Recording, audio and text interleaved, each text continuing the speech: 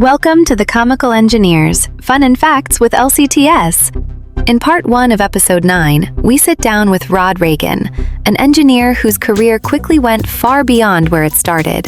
From small-town beginnings to working on massive projects across the world, Rod shares how a few early decisions opened doors he never expected and pulled him into a truly global career. This isn't just about where he worked, it's about how those early experiences shaped everything that came next. And just when things start to take off, something even bigger is on the horizon. Let's dive in. Hey, hello everybody. We're back. LCTS and our podcast, The Comical Engineer.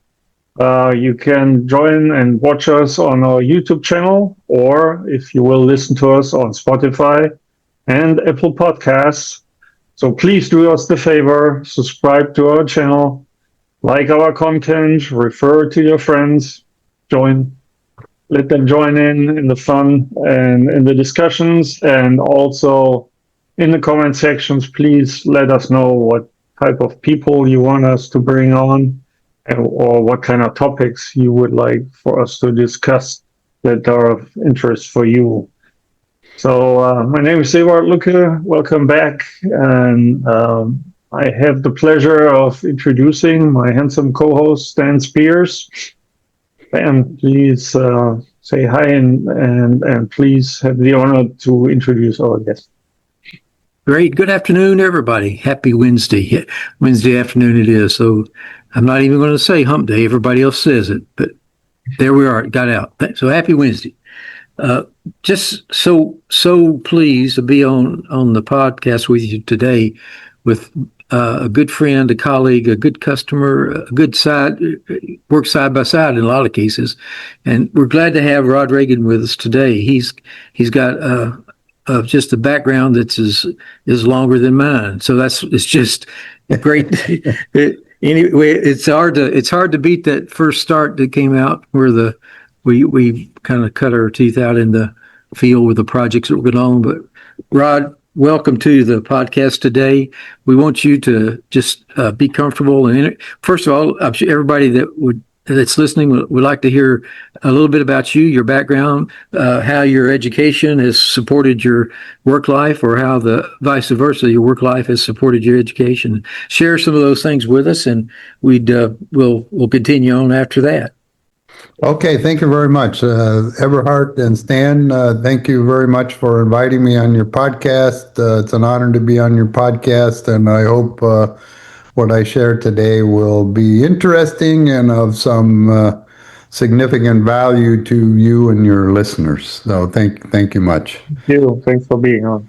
So just to give a little background, if you start historically, I originally grew up in Iowa, which is the kind of place where land stretches wide and ambition rises slow but steady. I studied engineering at Iowa State University, thinking I would settle, a career nearby, something close to home. Anyway, that's what my mother wanted. But then through my university experience, I had an exception. The university has an exceptional Greek system. And I started out in the dorms, and then figured out that no, I needed to do something else. I'm kind of a social guy. A lot of engineering guys are technical only, but I was very socially oriented. So I joined a fraternity there, Pi Kappa Alpha, which really gave me a lot of leadership skills that I developed over the next 3 years, living in a house of 85 guys. So it was a big house. We had, and I had various positions, managing the team of, we were big in athletics. We used to build floats for the parade in Visha they had at Iowa State. Anyway, that certainly gave me a grounding to the future that I still reflect on today. So maybe I should comment a little bit then. How did I start my career? Does that make sense? Yeah. You bet. There's going to be things that I think you've got to be able to share, Rod, that are going to be probably standard operation for yourself, but I'm sure there's going to be others that are listening that may make their light bulb go off about how you're seeing things right now, because whether we like it or not, our hair and lack of it tells us that we have the advantage of seeing things that the generation now that's running the plants, that's doing the major construction, they didn't have the benefit of seeing and hearing. So I think that would be a good thing to do, that our listeners would like that, but one and all. Yeah. So anyway, I didn't, certainly growing up in Iowa, I didn't start out chasing the world, but somewhere between the lecture halls of Iowa State and living in South Africa for a year early in my career, the world found me and never let go. So after graduation, I joined Fluor Corporation, and they moved me to Southern California. That was kind of a big deal, being from the Midwest. Fluor was very much up and coming. At the time, I felt they had the most advantage to grow in terms of the other job offers that I had at the time. So living in Southern California from Iowa was a big change. As you can imagine, all the excitement of the beaches and all that. I was very fortunate because quickly I met a blonde California lady, Suzanne, who became my wife, and had the same spirit of adventure to travel the world with me. And we met in September. We were engaged by Easter. We got married in August, and we left the country in the following January. So it was a fast track, a short stint, at least initially, in Southern California. So my work took me, really across oceans, deserts, cities. I couldn't even have imagined living. 11 of those years we spent with my family overseas. Iran was the first stop. That was our second honeymoon in Iran. Then we spent 2 one-year periods in South Africa building a major petrochemical complex that was gigantic at the time. To give you a perspective, it peaked at 25,000 construction craft workers. So it was just amazing, huge. You don't even see that anywhere today.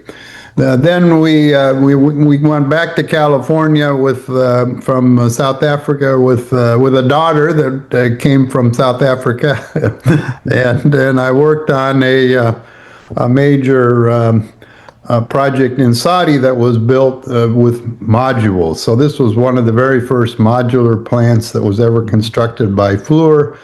And believe it or not, the modules, we had 2 module contractors based in Japan. So this was before Korea or China, accelerated in that area. And it was a very successful project. The Saudis at the time wanted to minimize the third country national labor in their country. So that was a very successful project. So then I spent, after this 10 years of project execution, I had the opportunity to move into Fluor's distinguished marketing and sales program at the corporate office, which at the time was in Irvine, California, and got all kinds of exposure how the company ran and how to sell business, but you needed to have the project knowledge and experience in order to do that. So then one of my first international assignments as a sales person, then I went to Jakarta, Indonesia, and pulled together. I was living there 7 years. So my kids were like 7 and 9. The whole family was integrated in that deal. We really enjoyed our time there. I worked hard, traveled throughout Southeast Asia, but it was a big boom for Fluor as I put together something like $4 billion worth of projects in copper mine, 2 copper mines, 2 times 600 megawatt coal-fired plant, refinery upgrade with even a hotel renovation, a geothermal power plant. It was a very successful time. This was before the Asia crash in the late 90s. Rod, did you have difficulty with the Indonesian languages and dialects?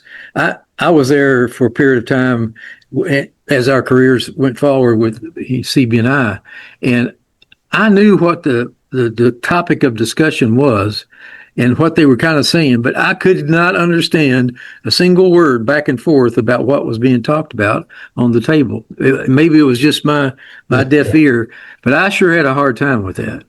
Yeah, well, there's a lot of intrigue in doing business in Indonesia specifically. But I was fortunate that I recruited not too long after I joined let's say chief assistant that Indonesian and understood enough about business development that he could translate. And then we had Fluor had a very senior construction guy that was most successful in building a major refinery there in Indonesia. And so he had a lot of knowledge with the government, and I leaned on his relationships to be able to expand the business. So it's a very mystique type of country to figure out what the heck is going on. Because somebody would tell you something and that's not true at all. It's really something else. So that's a good question. That's not easy. Yeah. Well, I can probably say I'm the only one that we'll have on our podcast that was there when they actually threw one of our process engineers out of the country. It was quite an event. The Ministry of Oil was there. We were having a big meeting at the refinery on the eastern side, and somebody had told him those. That's exactly what had happened. Somebody had told him, this is kind of what I know how it works and what it does. So he was all pumped up to come into the meeting to show he knew about that, and it was totally opposite about what was true. And our guy, he decided that he wasn't going to let that non-truth go through, and he ended up slinging his hard hat across the table. So. Got a trip to here's go, don't pass $200 right to the airport. So yeah, we had an occasional guy that we had to get out of the country in 24 hours. Okay, so we know the way that worked. Yeah. Anyway, so following that assignment, I came back to the U.S. I did a short stint with Worley Parsons in the power combined cycle business, which was booming at the time. But then I set out in 2003 to set up my own company with a couple of partners, Energy Allied International. So this is where the other gentleman that was the co-founder along with me is Mike Nassar, who's ex-Fluor. He also spent time with Bechtel and some upstream Halliburton companies. But he and I became buddies as we were in the marketing group at the corporate at the same time and had adjacent offices. So we learned to trust each other. And as the management changed in Fluor, then we both kind of left at the same time, So anyway, we set up Energy Allied International out of Houston. We didn't know what project we were going to chase to start with, but in the development arena, Mike had his Egyptian heritage, so we went and sat in Cairo for 2 or 3 weeks, and we found a project to go develop a linear alkaline benzene project that the government wanted to develop, and we found them an EPC contractor. That was a very nice project. We worked with them to execute it. It's still operating today. It's owned by the government entity EChem, and successful. Then we had another major project we were really in the process of developing in a big way. A U.S. investor, a downstream petrochemical facility. We had the gas supply agreement, everything signed. We're ready to roll. The site team was there.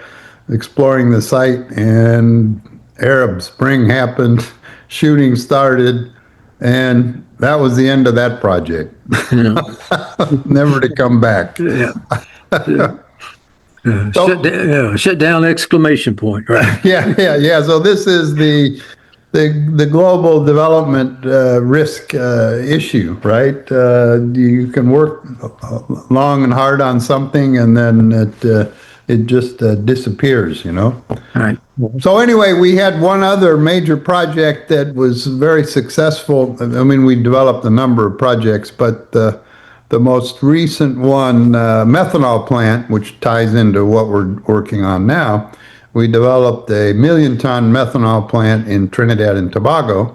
And there, the case was, 2 years to do battle to get a gas allocation from the government, who has all the gas supply from the gas upstream guys, and then they turn around and sell it to downstream people. So we got a gas allocation. We then got Mitsubishi Corp, Mitsubishi Gas Chemicals, and we matched them with a local company, Massey Energy, so they'd have a local partner as a minority shareholder to be successful.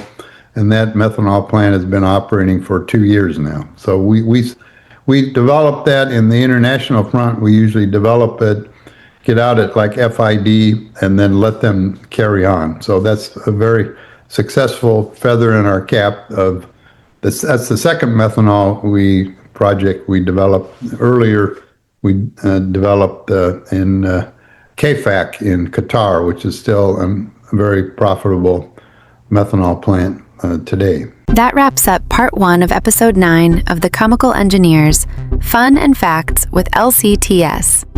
A big thank you to our hosts, Eberhard Luca and Stan Spears, for guiding us through the early stages of Rod Ragan's journey. In part 2, Rod shifts from past to present, where the stakes get higher, the projects get bigger, and the risks become very real. And as always, follow, share, and subscribe so you never miss what's next. Until next time.